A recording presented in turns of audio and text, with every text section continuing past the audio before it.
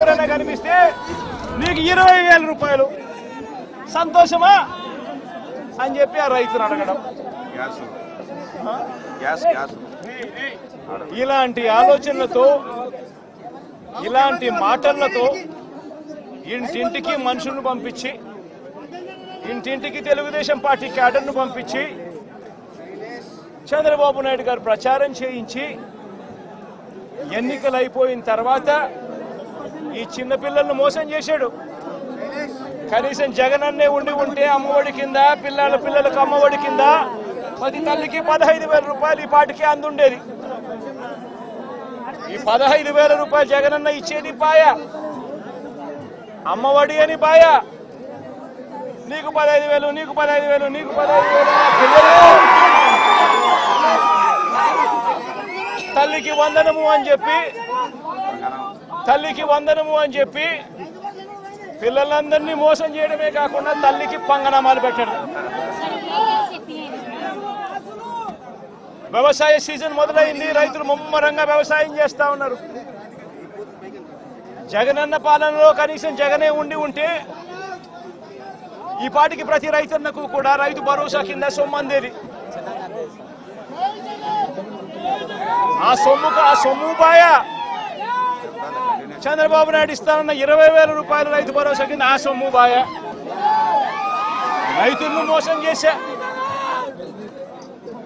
18 ఏళ్ళ వయసు నిండిన ప్రతి అక్క చెల్లెమ్మకు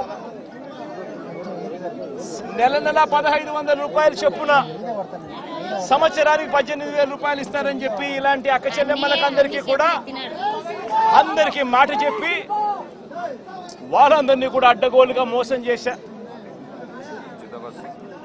ఈరోజు జగనే ఉండి ఉంటే ఈ పథకాలన్నీ రావడమే కాకుండా ఈ చదువుకుంటా ఉన్న ఈ పిల్లలకు విద్యా దీవెన వసతి దీవెన కింద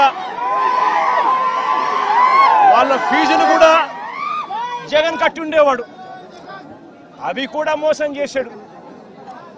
పొదుపు సంఘాల అక్క చెల్లెమ్మలకు 0 వడ్డీ కింద డబ్బులు జమ చేయాలి, అది మోసం చేశాడు. అది కూడా ఇవ్వకుండా ఇలా ప్రతి ఏరియాలోనూ కూడా ప్రతి ఒక్కరిని కూడా రైతులను మొదలు పెడితే రైతులను, చిన్న పిల్లలను, పెద్ద పిల్లలను, అక్క చెల్లెమ్మలను ప్రతి ఒక్కరిని కూడా మోసం చేసిన ఈ చంద్రబాబు ఏ ఒక్కరూ కూడా ప్రశ్నించకూడదు, ఏ ఒక్కరూ రోడ్ల మీదకి రాకూడదు, ఏ ఒక్కరూ చంద్రబాబు నాయుడు గారిని నిలదీయకూడదు అని రాష్ట్ర వ్యాప్తంగా రెడ్ బుక్ పాలన సాగిస్తా ఉన్నారు.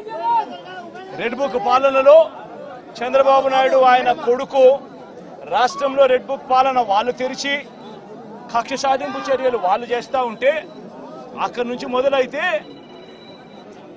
మొదలైతే నియోజకవర్గ స్థాయిలో ఎమ్మెల్యేలు, మండల స్థాయిలో మండల నాయకులు, గ్రామ స్థాయిలో గ్రామ నాయకులు వీళ్ళందరూ కూడా రెడ్ బుక్లు వాళ్ళు తెరిచేసి వాళ్ళు ఊర్లలో ఆధిపత్యం కోసం ఏ రకంగా వ్యవస్థలను భ్రష్టుపట్టిస్తూ పోలీసులను నిస్తేదం చేస్తూ పోలీసుల సమక్షంలోనే ఏ రకంగా లా అండ్ ఆర్డర్ను నాశనం చేస్తా ఉన్న పరిస్థితి ఈ గ్రామంలో, ఈ సీతారాంపురం గ్రామంలో సుబ్బరాయుడన్న కుటుంబానికి జరిగిన అన్యాయం ఒక్కసారి గమనిస్తే ఇక్కడే కనిపిస్తుంది. ఇదే గ్రామంలో ఆధిపత్యం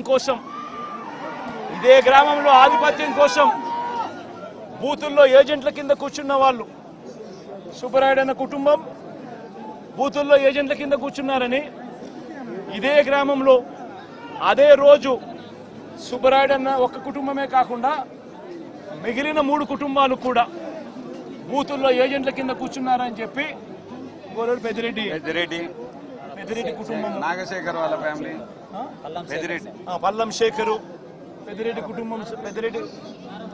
కుటుంబం సభ్యులు, వీళ్ళందరినీ కూడా ఈ గ్రామానికి సంబంధించిన ఇక్కడ నాయకుడు మన నారపురెడ్డి వీళ్ళందరినీ కూడా చంపాలి అని ఏకంగా ఎంత దారుణంగా ఈ గ్రామంలో జరిగిన రాజకీయాలు చూస్తే నిజంగా ఆశ్చర్యం అనిపిస్తుంది. అసలు ఈ గ్రామంలో ఈ రాష్ట్రంలో లా అండ్ ఆర్డర్ ఉందా లేదా అన్నదానికి ఈ గ్రామంలో జరిగిన ఘటన ఒక ఉదాహరణగా కూడా చరిత్రలో ఎప్పుడు కూడా నిలిచిపోతుంది. ఈరోజు నిజంగా ఎంత ఆశ్చర్యంగా జరిగింది అని అంటే ఈ గ్రామంలో ఈ గ్రామస్తులు బయట నుంచి వచ్చిన వాళ్ళు అందరినీ కూడా ఏకం చేసి దాదాపుగా 35-40 మంది ఒక చోట ఏకమై రాడ్లు పట్టుకొని తుపాకులు కూడా ఉన్నాయి, తుపాకులు కూడా చూపించారు. రాడ్లు పట్టుకొని కర్రలు పట్టుకొని కత్తులు పట్టుకొని వాళ్ళ గ్రామానికి వాళ్ళంతా కూడా ఇక్కడ చేయడానికి స్వైర విహారం చేయడానికి అందరూ కూడా ఏకమవుతా ఉంటే ఇదే గ్రామంలో నివాసం అంటా ఉన్న నారపురెడ్డి ఎస్ఐకి ఫోన్ చేసింది 9:30 గంటలకు ఫోన్ చేశాడు. 9:30కు ఫోన్ చేసి గ్రామంలో వాతావరణం సరిగ్గా లేదు, బయట నుంచి కూడా వ్యక్తులు వచ్చారు, వీళ్ళందరి చేతుల్లో రాడ్లు కనిపిస్తా ఉన్నాయి, కత్తులు కనిపిస్తా ఉన్నాయి, వీళ్ళ చేతుల్లో తుపాకులు కూడా ఉన్నాయి, గ్రామంలో వాతావరణం సరిగ్గా లేదు, దయచేసి గ్రామాన్ని ఏదో జరిగే కార్యక్రమం జరగబోతా ఉన్నట్టుగా అనిపిస్తా ఉంది, దయచేసి పోలీసులు రండి అని చెప్పి నారపురెడ్డి రాత్రి 9:30 గంటలకు ఎస్ఐకు తాను ఫోన్ చేస్తే ఎస్ఐ ఆ తర్వాత కొద్దిసేపటికి ఎస్ఐ రావడం జరిగింది. ఎస్ఐతో పాటు 2 కానిస్టేబుళ్ళు వచ్చి గ్రామానికి వచ్చి గ్రామంలో ఉన్న పరిస్థితులన్నీ కూడా చూసి ఎస్ఐ సిఐకి ఫోన్ చేయడము, డిఎస్పీలకు ఫోన్లు చేయడము వీళ్ళ కళ్ళ ముందనే కనిపిస్తా ఉంది. చేస్తా ఉన్నారు కానీ ఎవడు ఫోర్స్ పంపించడు, మనుషులు కనిపిస్తా ఉన్నారు కానీ అక్కడే కానీ ఎవడు కూడా ఆపే కార్యక్రమం చేయరు. చేతుల్లో రాడ్లు కనిపిస్తా ఉన్నాయి, చేతుల్లో కత్తులు కనిపిస్తా ఉన్నాయి, మనుషులు తిరుగుతా ఉన్నారు, మనుషులు ఏదో ఘటన జరగబోతా ఉందని తెలుస్తా ఉంది, అయినా కూడా ఎస్ఐ ప్రేక్షక పాత్రే పోషిస్తాడు. ఎస్ఐతో పాటు వచ్చిన 2 కానిస్టేబుల్ ప్రేక్షక పాత్రే పోషిస్తారు. ఎస్ఐ సిఐకి ఫోన్ చేస్తా ఉన్నట్టుగా, డిఎస్పీకి ఫోన్ చేస్తా ఉన్నట్టుగా, మిగతా వాళ్ళకి ఫోన్ చేస్తా ఉన్నట్టుగా వీళ్ళకు గ్రామంలో కనిపిస్తా ఉంది కానీ ఏ ఒక్కరూ కూడా రారు, పోలీసులు అదనపు బలగాలు రావు. సాక్షాత్తు పోలీసుల సమక్షంలో ఇదే సీతారాంపురం అనే ఇదే గ్రామం జిల్లా కేంద్రమైన నంద్యాలకు కేవలం 15 కిలోమీటర్ల దూరంలో ఉంది. కేవలం 10 కిలోమీటర్ల దూరంలోనే ఉంది, 15 కూడా కాదు, 10 కిలోమీటర్ల దూరంలోనే ఉంది. 10 కిలోమీటర్ల దూరంలో జిల్లా హెడ్ క్వార్టర్స్, ఆ జిల్లా హెడ్ క్వార్టర్స్ లో ఎస్పీ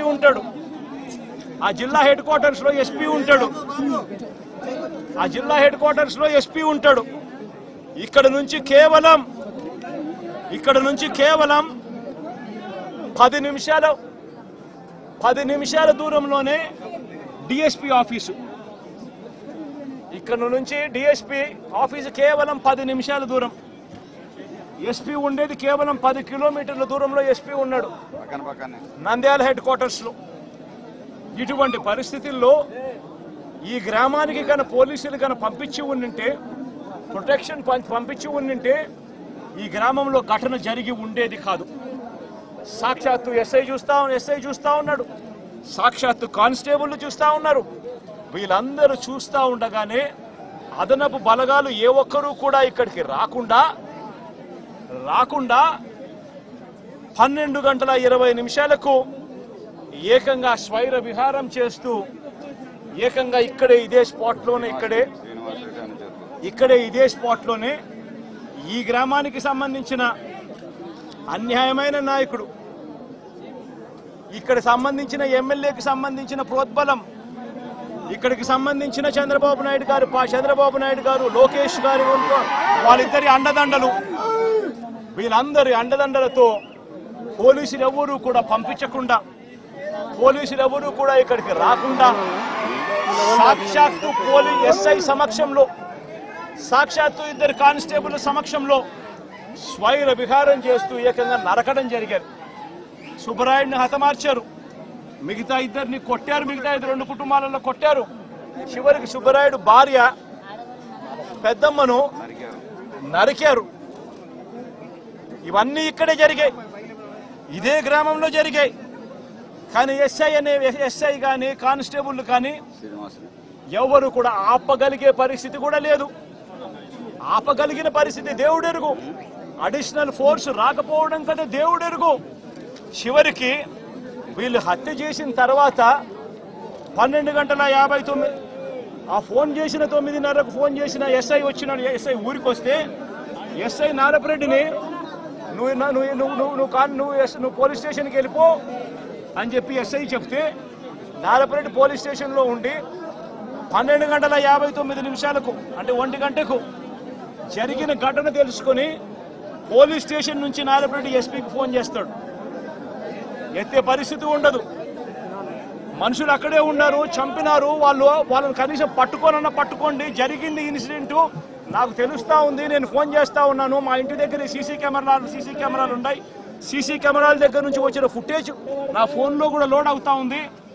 మీకు కూడా పంపిస్తా ఉన్నాను, కావాలంటే చూసుకోండి, చెయ్యండి. ఎస్ఐలు అక్కడే ఉన్నారు, ఎస్ఐ సమక్షంలోనే ఇవన్నీ జరుగుతూ ఉంది అని అంటే అప్పటికి కూడా పట్టుకునేదానికి కూడా కనీసం అదనపు ఫోర్స్ రాదు. చివరికి చంపినోళ్ళు ఊరు దర్జాగా విడిచిపెట్టి వెళ్లే పరిస్థితి. చంపేసి ఎస్ఐ సమక్షంలో, కానిస్టేబుల్ సమక్షంలో, 2 కానిస్టేబుల్ సమక్షంలో చంపేసి ఊరు కూడా విడిచిపెట్టి వెళ్ళిపోతా ఉన్నారు చంపేసిన వాళ్ళు. వాళ్ళను కనీసం పట్టుకునే నాతుడు లేడు. పోలీసులు పట్టుకునే దానికి కూడా కనీసం పోలీసులు రాల. ఇన్సిడెంట్ జరిగిన తర్వాత 12:59కి ఫోన్ చేశాడు నారపరెడ్డి ఎస్పీకి. మళ్ళీ రాత్రి 1:08 మళ్ళీ ఫోన్ చేశాడు నారపరెడ్డి ఎస్పీకి. మళ్ళీ 1:08 ఫోన్ చేసి తాము ఎస్పీ ఆఫీస్కు వస్తున్నామంటూ నారపరెడ్డి నేరుగా జిల్లా ఎస్పీకి ఫోన్ చేశాడు. అయినా పట్టించుకునే పరిస్థితి లేదు. చంపిన వాళ్ళను వెళ్ళిపోయేట్టుగా సహకరించిన పోలీసులు ఆ తర్వాత మళ్ళీ 3:18 మళ్ళీ ఎస్పీకి మళ్ళీ నారపరెడ్డి ఫోన్ చేశాడు. హంతకుల ముఠాలో ఒక వ్యక్తిని అతి కష్టం మీద మేము పట్టుకోగలిగినాము. ఆ పట్టుకున్న వ్యక్తిని మీ దగ్గరికి తీసుకొని వస్తాము, మీకు సరెండర్ చేస్తున్నాము, ఆ మనిషిని తీసుకోండి, మీరు అరెస్ట్ చేసి మిగతా వాళ్ళని కూడా పట్టుకునే కార్యక్రమం చేయండి అని 3:18 ఆయన ఫోన్ చేస్తాడు. మీ దగ్గరకు ఆఫీస్కి వచ్చినాము, ఆఫీస్ బయటనే మేము ఉన్నాము, దయచేసి మీరు రండి అని చెప్పి ఎస్పీకి చెప్తాడు.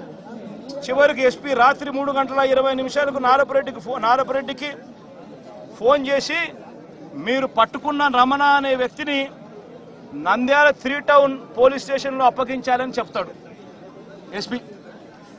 తర్వాత కొందరు పోలీసులు వచ్చి రమణను ఎస్పీ ఆఫీసులోకి తీసుకుపోయారు. ఇంత దారుణంగా జరుగుతూ ఉంది. అంటే నేను అడుగుతా ఉన్నా, కొన్ని సూట్ ప్రశ్నలు నేను అడుగుతా ఉన్నా. నేను ఒకటే అడుగుతా ఉన్నా, ఈ గ్రామంలో ఈ ఘటన జరుగుతూ ఉంది అని చెప్పి మీకు ఫోన్లు వచ్చినాయి. ఫోన్లు వచ్చిన తర్వాత ఎస్ఐ వచ్చినాడు, కానిస్టేబుల్ సమక్షంలో జరుగుతూ ఉన్న విషయాలు చూశాడు. చూసిన తర్వాత కూడా ఎందుకు అడిషనల్ ఫోర్సు ఈ గ్రామానికి రాలేదు? నా మొట్టమొదటి ప్రశ్న, ఎందుకు రాలేదు? తర్వాత ఎస్ఐ సమక్షంలోనే ఏకంగా మారణకాండ చేస్తూ మనుషులను చంపేసే స్థాయిలోకి చంపేసిన తర్వాత కత్తులతో ఇలా నరికి ఇంకా పలువురిని గాయపరిచిన తర్వాత కూడా ఎందుకు వాళ్ళందరూ కూడా ఈ కార్యక్రమం చేసి మళ్ళీ గ్రామం వెళ్ళిపోయేదాకా వాళ్ళని ఎవరు ఎందుకు పట్టుకునే కార్యక్రమం చేసేదానికోసం కూడా ఎందుకు పోలీసులు రాలేదు? నేను అడుగుతా ఉన్నా ఈ ప్రశ్నలన్నిటికీ. ఎవరు ప్రోద్బలం ఉంది? ఎవరు ఈ పోలీసులను ఆడిస్తా ఉన్నారు? ఏకంగా ఎస్పీ, ఏకంగా సిఐ, ఏకంగా డిఎస్పీలు ఏ ఒక్కరూ కూడా అడిషనల్ ఫోర్సును పంపించుకోకుండా పగడ్బందీ ప్లాన్ ప్రకారం మనుషులను చంపేసిన వాళ్ళు ఊర్లు కూడా విడిచిపెట్టి వెళ్ళిపోయే పరిస్థితి క్రియేట్ చేసి అప్పటికి కూడా ఫోర్స్ రాకోకుండా కూడా వీళ్ళు ఆపగలిగినారు అని అంటే ఏ స్థాయిలో కుట్ర జరుగుతూ ఉంది అన్నది, ఏ స్థాయిలో రాజకీయ నాయకులు, పోలీసులు, ఏ స్థాయిలో వీళ్ళందరూ కూడా కూడబలుక్కొని భయానక వాతావరణం క్రియేట్ చేస్తా ఉన్నారు అని చెప్పడానికి ఇది ఒక నిదర్శనం కాదా అని అడుగుతా ఉన్నా. నిజంగా లా అండ్ ఆర్డర్ ఉందా అని అడుగుతా ఉన్నా. ఈ రాష్ట్రంలో ఈ రాష్ట్రంలో ఈ ఒక్క ఘటనే కాదు, ఈ రాష్ట్రంలో జరుగుతూ ఉన్న ప్రతి ఘటన ఇదే మాదిరిగా ఉంది. మనం వినుకొండకు నేను వెళ్ళా, నడి రోడ్డు మీద రఫీ అనే పిల్లోడిని నడి రోడ్డు మీద నరికారు. రఫీ అనే పిల్లోడిని నరికారు. ఇలాంటి ఘటనలన్నీ కూడా రాష్ట్రంలో చాలా జరిగాయి. దాదాపుగా 30కి పైగా ఇదే శ్రీశైలం కాన్స్టిట్యున్సీలో ఇంకొక రైల్వే స్టేషన్. ఈయన పేరు సుబ్బరాయుడే. ఈయన పేరు దాసు. వాళ్ళ పిల్ల వాళ్ళ కొడుకు నా దగ్గరికి వచ్చి, అన్న మా ఇదే కాన్స్టిట్యున్సీ నాది, మా నాన్న దాసు, మా నాన్నను కూడా జూన్ 26వ తారీఖున పట్టపగులు 12 గంటలకు ఇదే మాదిరిగానే చంపారని చెప్పి దాసు ఇదే కాన్స్టిట్యున్సీ మాదిరిగా ఫోటోలు చూపిస్తా ఉన్నాడు. ఎస్ఐ కూడా చెప్పాడు. ఇక్కడ ఆశ్చర్యం ఏమిటంటే ఇన్సిడెంట్ జరగనిస్తారు, చంపేస్తారు, భయానక వాతావరణం క్రియేట్ చేస్తారు. ఆ తర్వాత తప్పనిసరి పరిస్థితిలో కేసు పెట్టాల్సిన పరిస్థితి వచ్చినప్పుడు ఆ కేసును ఆ చిన్న ముద్దాయిల దగ్గర, చిన్న మనుషుల దగ్గరనే ఆ కేసు ఆపేస్తా ఉన్నారు. ఆ కేసును అక్కడ ఆపితే ఇటువంటి ఘటనలు ఆగిపోతాయా? చేపించిన వాళ్ళు ఎవరు, చేయించిన వాళ్ళు ఎవరు? ఆ ఎమ్మెల్యేల పేర్లు ఎందుకు రావడం లేదు కేసుల్లోకి? ఎందుకు వాళ్ళను కూడా ముద్దాయిలుగా ఎందుకు చేర్చడం లేదు? ఎప్పుడైతే వాళ్ళను కూడా చేర్చడం మొదలు పెడతామో, ఎప్పుడైతే చేసిన తప్పుకు, ఎందుకు ఇదే ఘటన సుబ్బరాయుడిని చంపినారు. నేను అడుగుతా ఉన్నా, సుబ్బరాయుడిని చంపిన వాళ్ళు అదే శ్రీనివాస్ అనే వ్యక్తి, వీళ్ళు వాళ్ళ కాల్ రికార్డ్స్ చూస్తే వాళ్ళు బుడ్డా రాజశేఖర రెడ్డికి ఫోన్ చేసిండరా? వాళ్ళ ఆ తర్వాత చేసిన వాళ్ళకు ఫోన్ చేసిండరా? ఆ కాల్ రికార్డ్స్ చూస్తే సరిపోదా? తెలీదా? వాళ్ళు మర్డర్ జరగకముందు, మర్డర్ జరిగిన తర్వాత ఎవరికి ఫోన్ చేశారని చెప్పి వాళ్ళని చూసుకొని అది తీసుకొని వచ్చి వాళ్ళ మొక్కలు పెట్టలేరా? ఎందుకు పెట్టలేకపోతా ఉన్నారు? ఎందుకు ఆ కేసును వాళ్ళ దాకా పోనీకోకుండా ఆపుతున్నారు? ఇదే విషయం వినుకొండలో కూడా జరిగింది. ఇదే విషయం ప్రతి చోట కూడా ఇదే మాదిరిగానే జరుగుతూ ఉంది. రాష్ట్రంలో పూర్తిగా లా అండ్ ఆర్డర్ క్షీణించిపోయిన పరిస్థితి. నేను ఒకటే చెప్తా ఉన్నా, జరిగిన ఈ ఘటన ఖచ్చితంగా హైకోర్టులో గట్టిగా దీనికి సంబంధించి హైకోర్టు అవసరమైతే సుప్రీంకోర్టు దాకా కూడా తీసుకొని పోయే కార్యక్రమం చేస్తాం. ఈ గ్రామంలో వీళ్ళందరికీ రక్షణ ఏజెంట్లుగా కూర్చున్న వీళ్ళందరికీ కూడా రక్షణ లేదు అని భయపడే పరిస్థితి నుంచి రక్షణ ఖచ్చితంగా పోలీసులు కల్పించాలి అని చెప్పి కోర్టుల ద్వారా ఉత్తర్వులు తీసుకొని వచ్చి ఖచ్చితంగా ఈ గ్రామంలో పికెట్ ఏర్పాటు అయ్యేట్టుగా ఖచ్చితంగా చేసి ఖచ్చితంగా వీళ్ళని కాపాడుకునే కార్యక్రమం ఖచ్చితంగా జరగాలి. అప్పుడే డెమోక్రసీ అన్నది రాష్ట్రంలో బతికే ఉంది అన్నది కొద్దో గొప్ప కనీసం ఎవరికైనా కూడా అర్థమయ్యే పరిస్థితి అన్న కనీసం ఉంటుంది. ఇదొకటే కాకుండా హత్య చేసిన వాళ్ళను మాత్రమే కాదు, హత్య చేయించిన వాళ్ళను కూడా ఖచ్చితంగా కేసులు పెట్టాలి. ఖచ్చితంగా వాళ్ళను కూడా ముద్దాయిలుగా చేరుస్తూ ఖచ్చితంగా వాళ్ళను కూడా జైల్లో పెట్టించే కార్యక్రమం జరగాలి. ఇది ఖచ్చితంగా డిమాండ్ చేస్తూ ఉన్నాం. ఈ మాదిరిగా ఇది ఖచ్చితంగా ఇవన్నీ చేస్తేనే రాష్ట్రంలో ఈ అరాచకాలు ఆగిపోతాయి. లేదనేటట్టుగా అయితే ఇదే ఎమ్మెల్యే, స్థానిక ఎమ్మెల్యే ఇదే బుడ్డా రాజశేఖర రెడ్డి, తాను ఆ వీడియో క్లిప్పింగ్ ఇదే తాను ఆత్మకూరులో విజయోత్సవ సభ అని చెప్పి మీటింగ్ పెట్టి ఇదే బుడ్డా రాజశేఖర రెడ్డి అనే వ్యక్తి, ఇదే స్థానిక ఎమ్మెల్యే మాట్లాడిన మాటలు ఒకసారి ప్రతి మీడియా ఛానల్కు నేను చెప్తా ఉన్నా, ఆ టెలికాస్ట్ చేయండి. మీ వీడియో ఛానల్, మీ టీవీ ఛానళ్లలో, మీ యూట్యూబ్ ఛానళ్లలో ఖచ్చితంగా ఇది టెలికాస్ట్ కూడా చేయండి. ఆత్మకూరులో విజయోత్సవ సభ పెట్టి ఒక ఎమ్మెల్యే మాట్లాడిన మాటలు, ఇదే స్థానిక ఎమ్మెల్యే మాట్లాడిన మాటలు, తాను మాట్లాడుతూ తాను అన్న మాటలు తెలుగుదేశం కాదు సార్, ఇది మోసం దేశం. పచ్చబిల్లలు ఇచ్చి అందరిని చంపమని పంపించండి.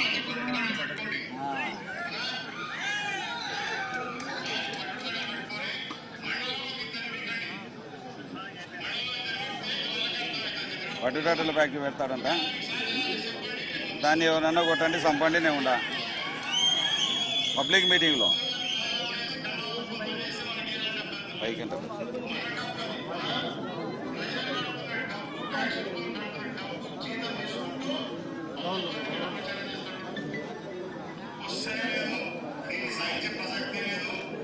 మండలానికి ఇద్దరిని చంపాలంటారు.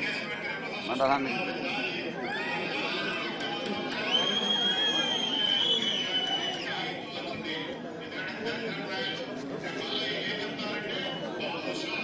నేను అడుగుతా ఉన్నా, ఇది సోషల్ మీడియాలో ఉంది, ఇది వైరల్ అవుతా ఉంది.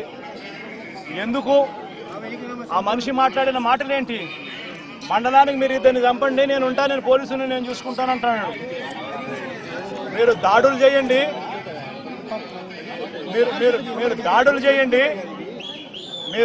చేయండి, మీరు చంపండి, పోలీసులు నేను చూసుకుంటాను, కేసులు నేను చూసుకుంటాను అని చెప్తా ఉన్నాడు. విజయోత్సవ సభ పెట్టి మండలానికి ఇద్దరినన్నా కానీ కనీసము చంపండి అని చెప్తా ఉన్నాడు. నేను అడుగుతా ఉన్నా, ఇంత దారుణంగా స్థానిక ఎమ్మెల్యేలు మీటింగులు పెట్టి చంపమని చెప్తా ఉంటే పోలీసులు ఎందుకు కేసు పెట్టడం లేదని అడుగుతా ఉన్నా. లా అండ్ ఆర్డర్ బతకాలి అనంటే, ఇది ఆగిపోవాలి, రాష్ట్ర వ్యాప్తంగా కూడా ఆగిపోవాలి అనంటే చంపిన వాళ్ళను మాత్రమే ఇరికించడం, చంపిన వాళ్ళను మాత్రమే కాదు కేసులో పెట్టడం, ఆ చంపిన వాళ్లకు ప్రొటెక్షన్ ఇచ్చే వాళ్ళను కూడా ఎప్పుడైతే స్టేషన్లలో పెట్టడం మొదలు పెడతామో అప్పుడే ఈ రాష్ట్రంలో లా అండ్ ఆర్డర్ నిలబడుతుంది. నేను ప్రతి ఒక్కరికి కూడా విజ్ఞప్తి చేస్తా ఉన్నా, ఈ రాష్ట్రంలో పూర్తిగా లా అండ్ ఆర్డర్ చేతులు దాటిపోయే పరిస్థితి రాకమునిపే మేల్కోండి అని చెప్తా ఉన్నా. ఎడ్యుకేట్ చేయాల్సిన అవసరం ఉంది, అవేర్నెస్ క్రియేట్ చేయాల్సిన అవసరం ఉంది, దీనిని ఆపాల్సిన అవసరం ఉంది అన్నది ప్రతి ఒక్కరూ కూడా గుర్తించమని కోరుతా ఉన్నా. ఖచ్చితంగా జరుగుతా ఉన్న ఈ అన్యాయాన్ని అందరం కలిసికట్టుగా పోరాటం చేద్దాము అని చెప్పి అడుగుతా ఉన్నా. ప్రతి మీడియా ఛానల్కు నేను కోరుతా ఉన్నా, ఇవన్నీ ప్లే చేయండి. కేవలం వాళ్ళని మాత్రం చంపిన వాళ్ళని మాత్రమే ఆపాకండి, చంపించిన వాళ్ళను కూడా తీసుకొని రావాలి. ఈ చంపించిన వాళ్లకు సపోర్ట్ చేస్తా ఉన్న ఈ నారా లోకేష్ అనే వ్యక్తి, ఈ చంద్రబాబు నాయుడు అనే వ్యక్తిని కూడా ముద్దాయిలుగా చేరిస్తే తప్ప నుంచి ఈ రాష్ట్రంలో లా అండ్ ఆర్డర్ బతకదు అని కూడా ఈ సందర్భంగా తెలియజేస్తా ఉన్నా. సార్, ఇప్పుడు 59 కేసులు ఉన్నాయి.